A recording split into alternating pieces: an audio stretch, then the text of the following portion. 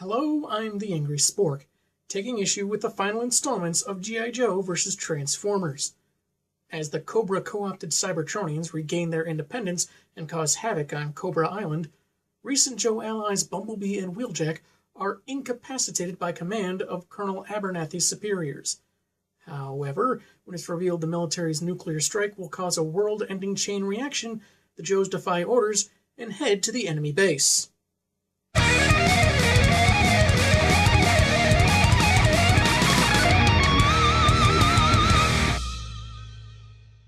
Issue 5's cover features Storm Shadow standing atop Optimus Prime's head, separated from his bullet-ridden torso.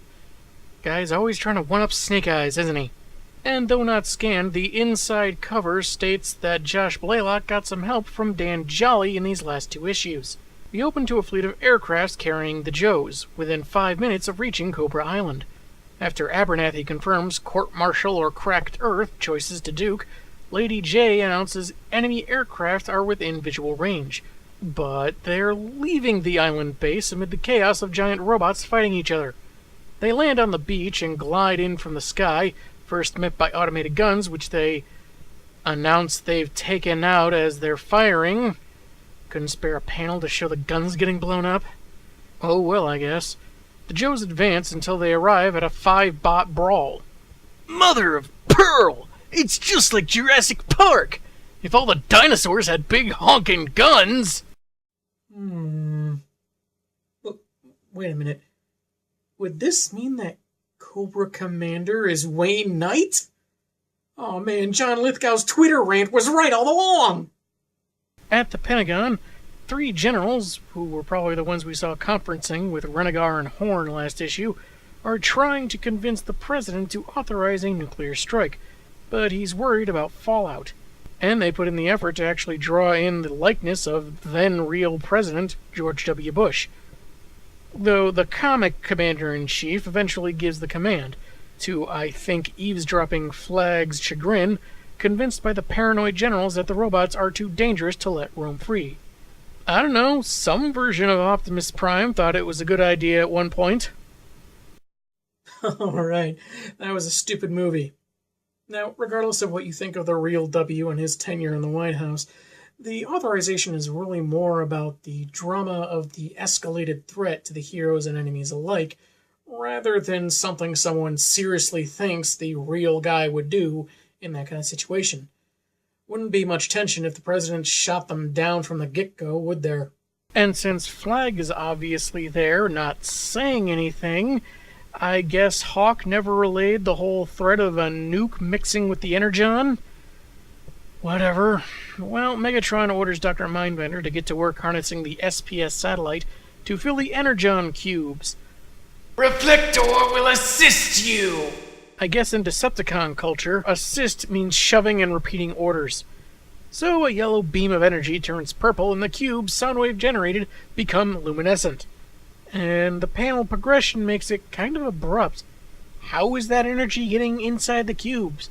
How is microwave transmission being turned into the specific kind of fuel the Cybertronians need? I know it's taking a lot from 80s cartoons, which weren't always the most thought-provoking, but for a 2003 comic, a little more elaboration would be nice, even if it was mostly visual. For a visual medium. Constructicons combine to form Devastator in rather subdued fashion. I mean, I don't want this story to be a bunch of space-wasting splash pages or 2-page spreads, but this is the first time in the story we see a combiner group, heck, the only combiner group, merge into one even gianter robot. I think it needs a bit more gravitas.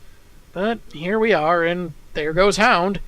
As Autobots tackle the towering foe, Snake Eyes encounters Starscream, musing about holding the ninja hostage. What's wrong? Did I upset you in a past life? Odd thing for Starscream to say. Any Starscream I can think of, anyway. Didn't know Cybertronians believed in reincarnation. Snake wastes no time slashing the flyer's eye and shoving in a round object, as Screamer falls back screaming, and knocking the Joe away, we jump to Prime resting from the outcome of his fight with Megatron, the one from last issue on which we got no resolution. Seriously, last we saw, Prime's reinforcements arrived. Next thing we know, Megs is overseeing the Energon collection. Again, guys, a little explanation would be nice. With his nemesis stockpiling their unique fuel source, Prime intends to simply barrel his way through, weakened state or not, while his soldiers run interference. Meanwhile, Cobra Commander is being carried by a squad of mechas when they're beset by an Autobot quartet. They begin fighting back to protect their leader, but the bots handle them easily, until Storm Shadow rips off Trailbreaker's head. At that point, he's robo-dogpiled by the other three. Distraction enough for the commander to slither away. I'm going to need another ninja. Maybe I could get one of those turtles to join me. Probably the one in red. Because aren't turtles just snakes with limbs and shells? The Energon collection goes well until Optimus goes full Kool-Aid Man and topples some of the cubes. Megatron calls Prime's bluff about detonating the Energon and taking them all out, and orders his bots to attack. Ravage is deployed and some cons fire, but the Autobot leader is absorbing the energy from the cubes by doing squat exercises? He has enough power that he punches through Soundwave's chest, avoiding any vital circuitry, and tosses aside another two foes. That's when Ravage finally attacks. Kinda wonder what he was doing this whole time. Lying in wait, maybe? But it was all for naught, as the Panther goes down in one squeeze, and Megs has made a run for it. Good thing his alt mode is a gun and not something that could potentially move faster than a giant robot like a tank or a helicopter or a flying T-Rex.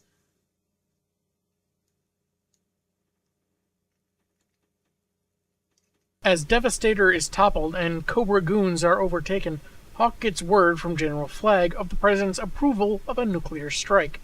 Even if they manage to defeat their enemies and dispose of the Energon in the 15 minutes before launch, they likely won't escape the blast radius. 250 miles away, the USS Kohler is preparing for launch, having confirmed that the authentication is genuines. Isn't there some statute out there against launching nuclear weapons based on a typo? Issue 6 has another wraparound cover, with Prime, the Autobots, and G.I. Joe running from an enormous blast that is seen engulfing large robotic figures. Don't worry, they were probably repaints. Wait a minute. What if they were cooler-looking repaints? No! As the missiles are unleashed, Hawk announces what we already know about the looming danger. Seriously, it looks like he's looking at the reader in case they'd forgotten in the month between issues. With 5 minutes until impact for anyone to come up with some ideas, Wheeljack contacts Mainframe at the SPS Center. Guess he got over not liking that nickname. He thinks that if the two of them and Sci-Fi can put their heads together, they can reprogram the satellite to take out the nukes. Joes and Autobots group up outside the facility, strangely deserted, and as the missiles reach the upper atmosphere, they find Dr. Mindbender hiding, and convince him to lend a hand. In under a minute, Bumblebee is playing with leftover cubes, while Mindstash is grumbling about Firefly taking off. Speaking of, a bomb is detonated, leaving a hole big enough for Storm Shadow and his battle-damaged Snake to get through, alongside Firefly and a small contingent of leftover Cobra agents. They never did explain what that stands for, did they? Super neat, awesome killing exosuits? Steve's new attack kit expansion? Or did nobody actually think it out and just wanted a serpent-themed name for their little mini Gundams? Bumblebee takes on the ninja, while a couple Joes gloat about how they're taking out off-panel Cobra with lasers. Seriously, why aren't we actually seeing it? Wheeljack shields Mainframe and Mindbender long enough for them to reposition the satellite and take out the missiles. And hey, looks like those 3 other Autobots weakened Storm Shadow enough for B to take him down solo.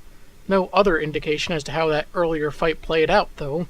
Unfortunately, a final stray enemy laser hits the control panel, and the satellite now begins firing uncontrollably.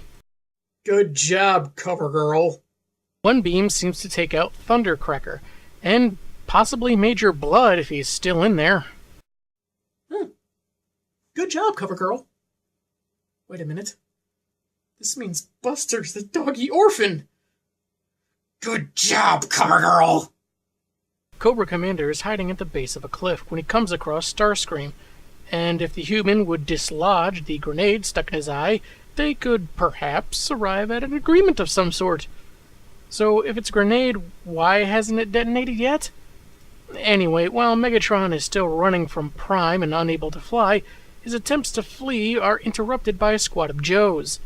They open fire and the Tyrant is insulted, attacking with his energy mace, and he seems to be preparing to fire when Mercer is vaporized, apparently by the solar beams, and so is Megatron's macing hand.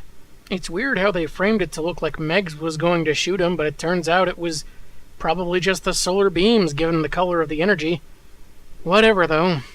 The Joes resume firing at the indignant Decepticon, who's then confronted by the fully charged Optimus Prime once again.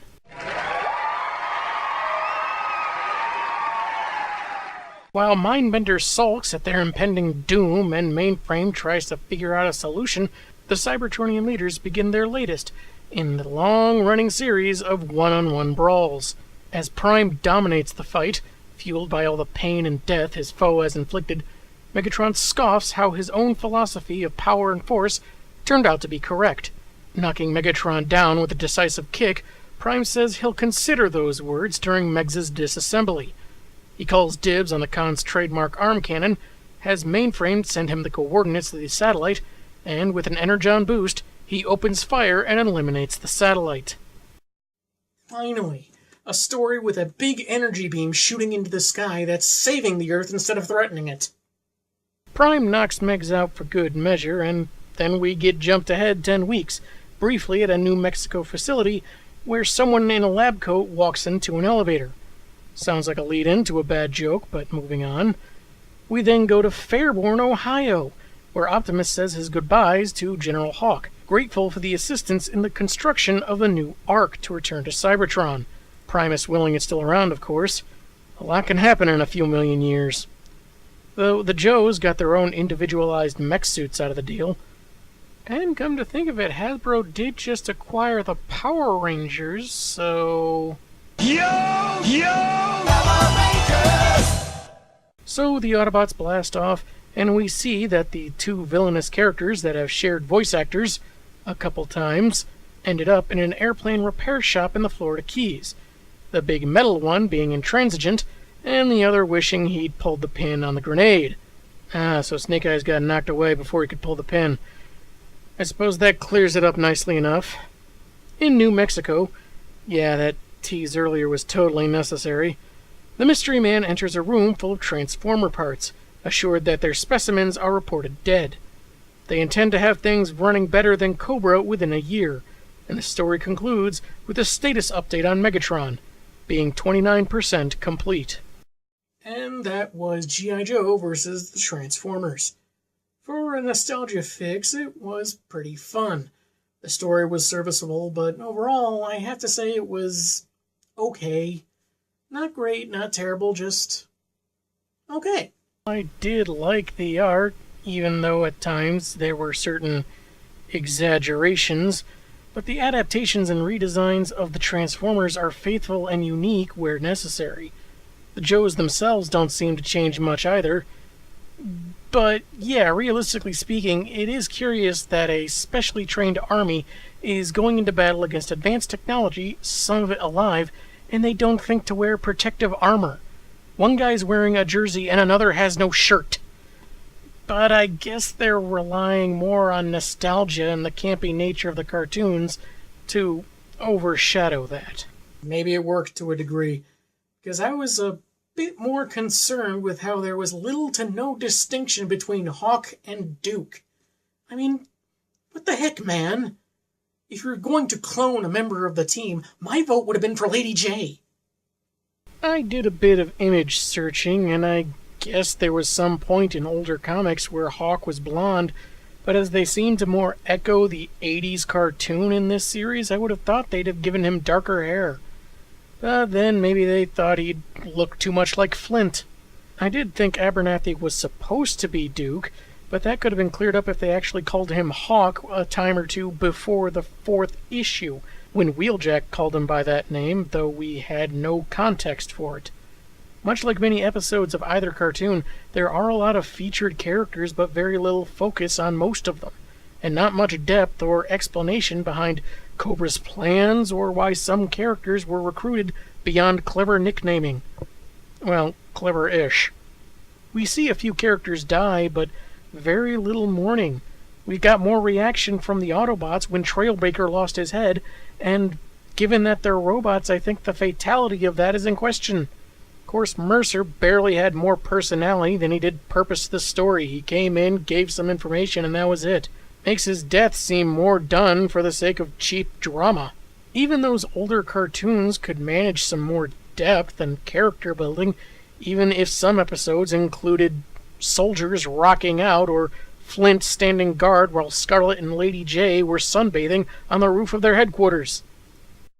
If saucy sunbather guard duty was an option, I would have joined G.I. Joe a long time ago. But anyway, there are larger problems than any of that, however. Like some of the clunkiness of the exposition, be it how 2 Autobots avoided capture, or being told things that are actively occurring off-panel. Why not include the visuals of sentry guns being destroyed or laser-incapacitated Cobra fodder? This is an action story, after all. And I noticed that for all the talk of what a great strategist Flint was supposed to be, there's never an indication that any of his plans were actually implemented. Also, given that the Transformers were under Cobra's control, why did some of them seem to be smiling at times? Of course, I'm talking about the Decepticons.